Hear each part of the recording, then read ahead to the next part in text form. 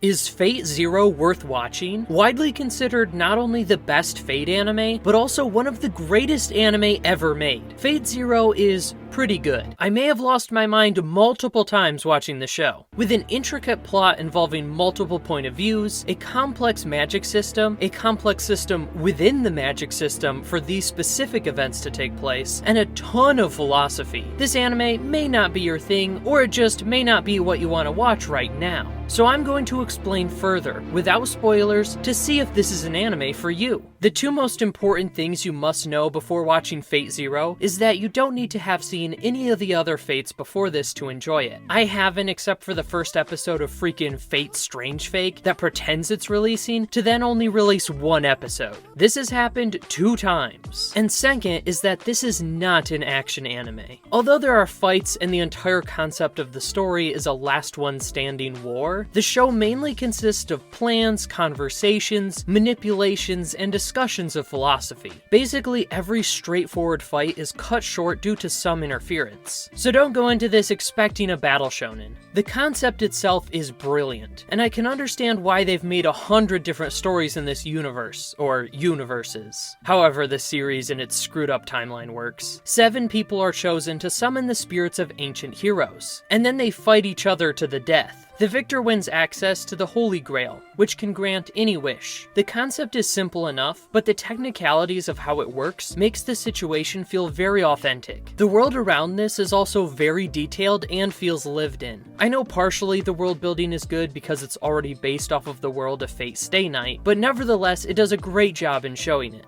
Now on to the big things. The plot is very good, with some really shocking and incredible moments that all feel earned. It does feel a little slow through parts of Season 1, but it sets up some incredible payoffs in Season 2. You can't really get a grasp of how great this anime is until you get to those payoffs. It hits really hard. There's a few episode stretch where I was devastated after each one.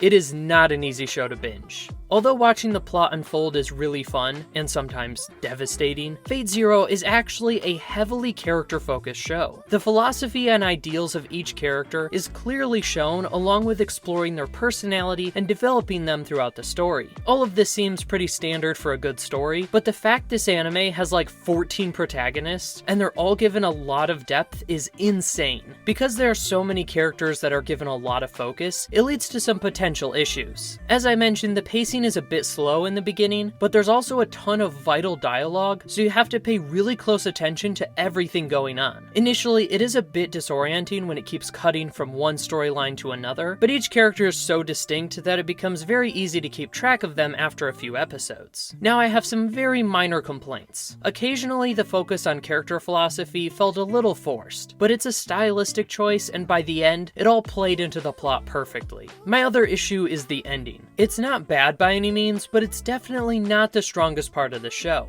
Part of that problem is that it is a prequel to Stay Night. It did feel like it had to make sure the pieces were in place to match up with that series. There's also something surprising that happens at the end that is apparently only explained in Fate Stay Night. That is the only aspect that makes this not quite a perfect standalone story.